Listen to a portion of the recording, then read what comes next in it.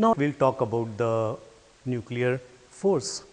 Nuclear force is something different than that of the force that you have studied up to now. We have learned about the gravitational force between the two big masses like sun and the earth and the moon.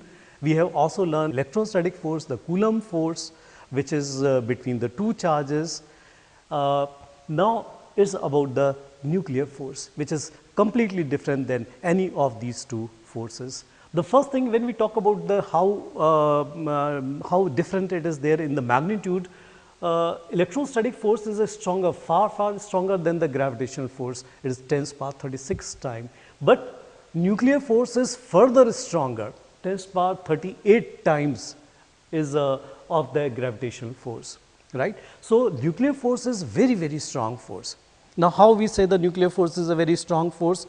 The nuclear force is a strong force because it binds the proton together and keep them inside the nucleus. So what? It binds the proton, so what?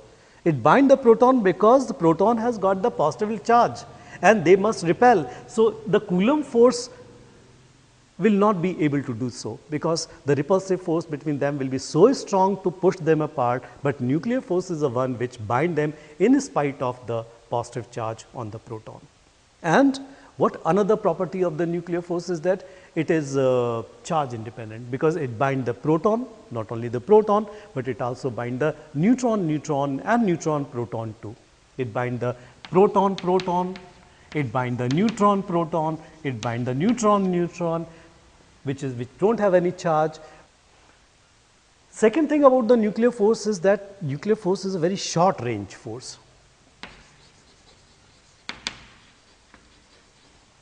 Short range force. Short range means it cannot be experienced very far off. It can be experienced within the nucleus, and you know what's the size of the nucleus? 10 to the power minus 15 meter. Within the 10 to the power 15 meter, the nuclear force can be experienced, not very far off, right? Outside the nucleus, we don't experience. Outside the nucleus, we experience the electrostatic force. The electron is bound to the nucleus not because of the nuclear force, it's because of the electrostatic force. The second thing is that it is a saturation effect.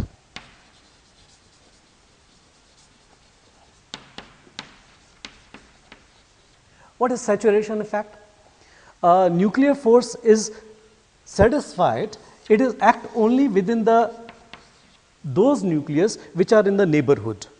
All those nuclei which is lying within a close proximity of the one nucleons, then they exert the force. There is no effect of the nucleon which are far off. Only in the nearby, only in the neighborhood nucleon, they exert the force on each other, not the far off. So it doesn't matter. Therefore, it is not a big effect that how many nucleons are there in the nucleus. A nucleus may have the less number of the nucleons, then also the same force.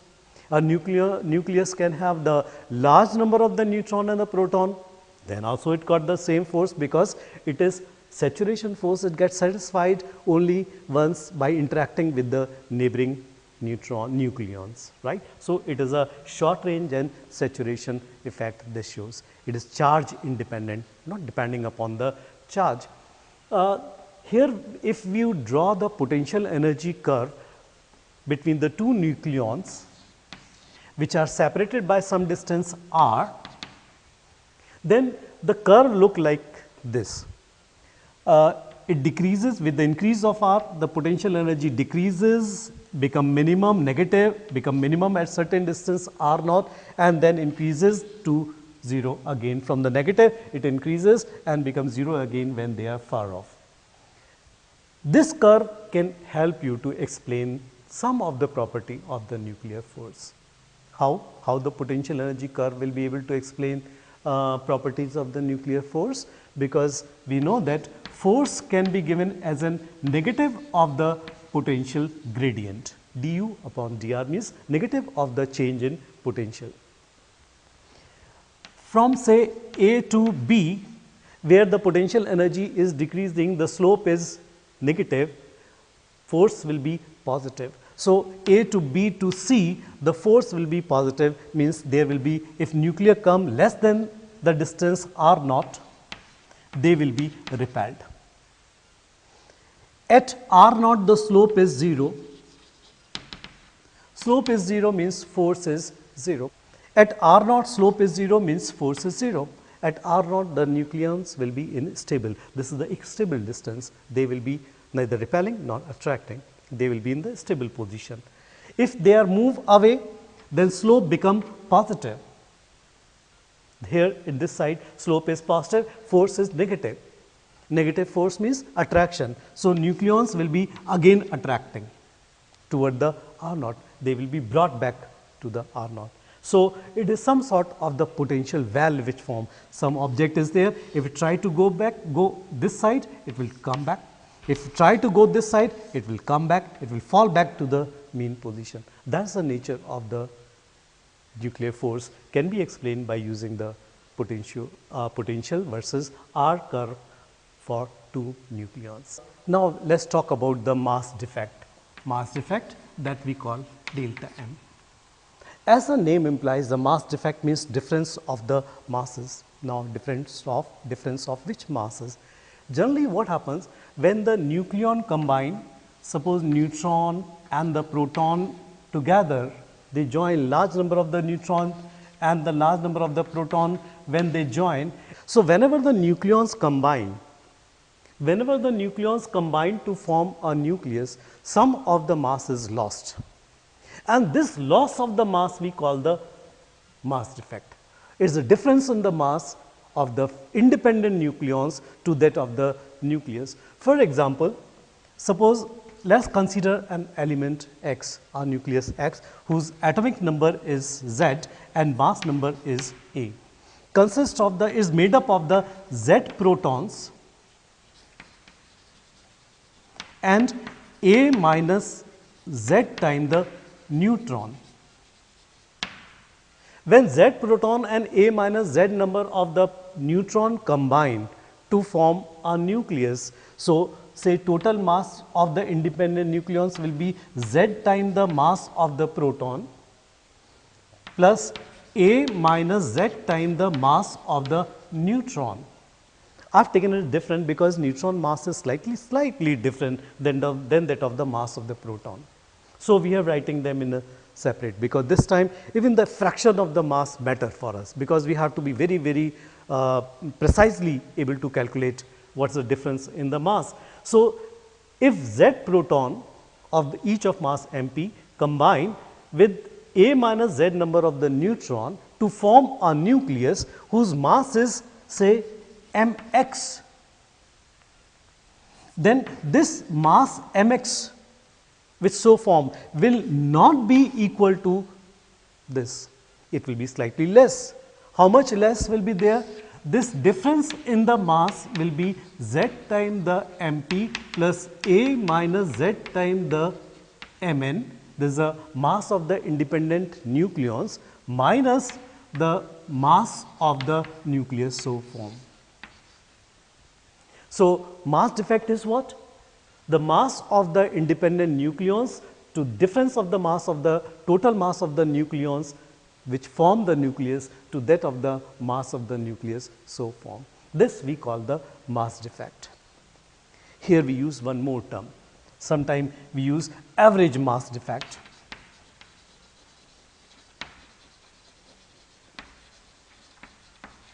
Average mass defect we call packing fraction. It is delta M, the mass defect per nucleon. This is the mass defect per nucleons.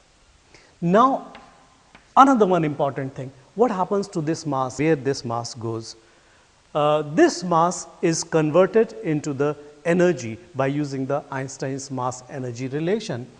This mass convert into the energy which we can calculate by delta M into C square. And this energy which is released now used in binding the nucleons inside the nucleus and called binding energy.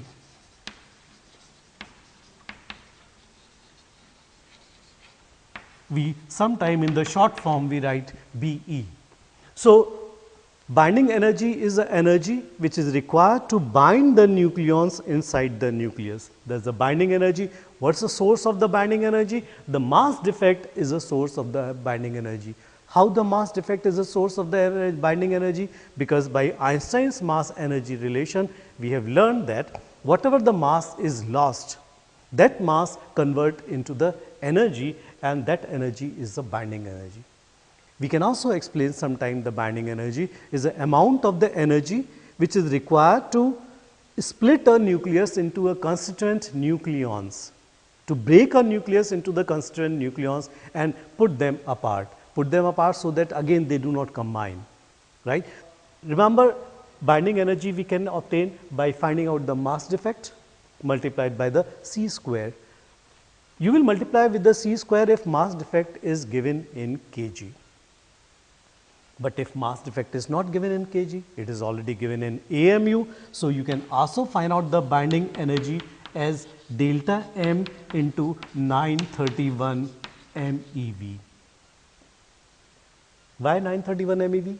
Because we have learned 1 AMU is 931 MeV. Stability of the nucleus can be further studied by finding out the average binding energy.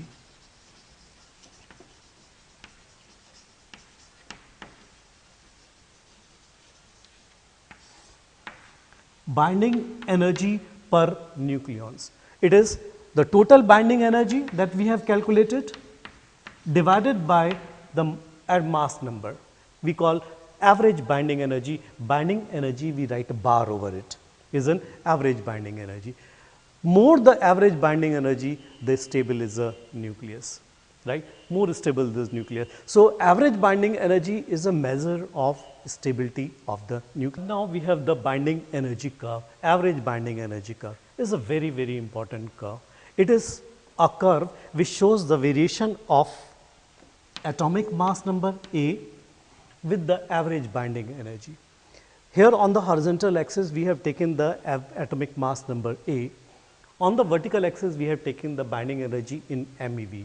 Maximum binding energy we have taken up to the 9 MeV, because maximum I told you is for the iron, which is about 8.7 MeV. Now, what is so special about the curve? You just check. First, let's see that how the curve behave. We observe that initially, say up to 20, the binding energy curve rises very, very steeply. The binding energy is changing very steeply, and then after 30 to 56, it is rising gradually. Here is a gradual rise. Here the curve is rising gradually. Thereafter, after 56, reaching to the maximum for the iron for about 8.7, it is decreasing very, very gradually till about 7.5 MeV for the heavy nucleus. Uranium-238 is approximately 7.7, 7.8 MeV, right? It's decreasing gradually. Initial rise is very fast. Up to the 20, A is equal to 20, is very rapidly increasing. Right from the 1 or less than 1, it is reaching to the maximum of about 8 MeV, right? Then there is a very slow, for the small region, there is a very slow rise, almost reaching to the maximum, and thereafter very gradual decrease. Rising from 1 to 20 mass number, 1 is for the hydrogen, which lie at the bottom of the curve, and then we find the very strange thing. Here we find some peaks, abrupt change. Peak means abrupt change. We find some abrupt change, sudden increase in the binding energy for the helium compared to the neighbor. Like lithium has got the lesser, but helium has got the very high binding energy. Then for the carbon, it is more compared to the carbon, the other neighboring is small. Oxygen is more compared to the oxygen, the neighboring element has got the lesser energy. So there we find some peaks, abrupt peak for some of the element. What this peak shows? The abrupt rise in the binding energy shows that these elements like helium, carbon, oxygen are more stable compared to their neighbor element. Their stability is more, they won't decay so easily, they won't disintegrate so easily. So their stability is more compared to the other. Iron, which is at the peak of the curve, has got maximum stability.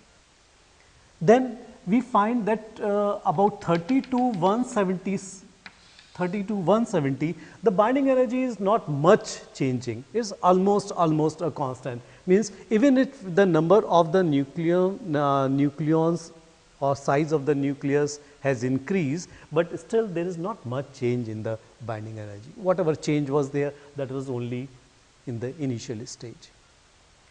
Now, what's the explanation? Why there is not much change in the binding energy for the nucleus, which is from mass number 30 to about 170? It is because the nuclear force, as we have discussed in the last topic, the nucleus force is a saturation force.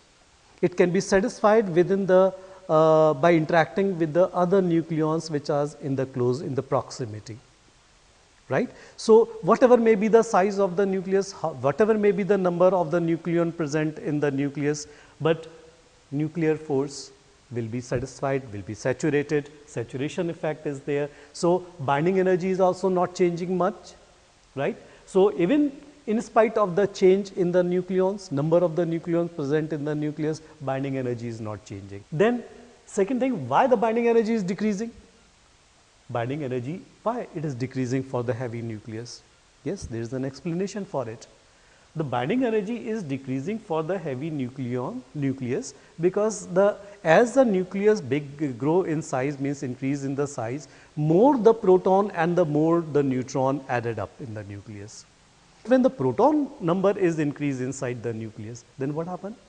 Proton is, positively charged, so they start repelling. We cannot ignore completely the electrostatic force of the repulsion. So because of this repulsion, the nuclear force slightly decrease, and therefore there is a decrease in the binding energy for heavy nucleus because of the presence of proton. Another one important thing, binding energy is the negative quantity,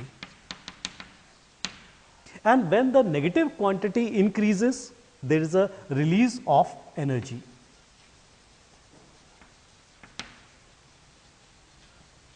There is a release of energy.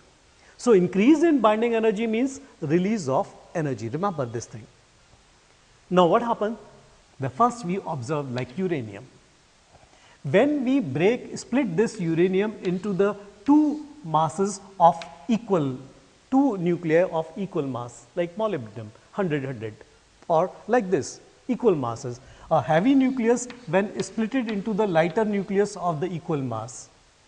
Now in this process what happens? When you split the nucleus of the uranium whose mass number is 238 into the nucleus whose mass number will be less than just half of, say 100 or 110, then what will you observe? The binding energy is increasing in the process. From here we got here.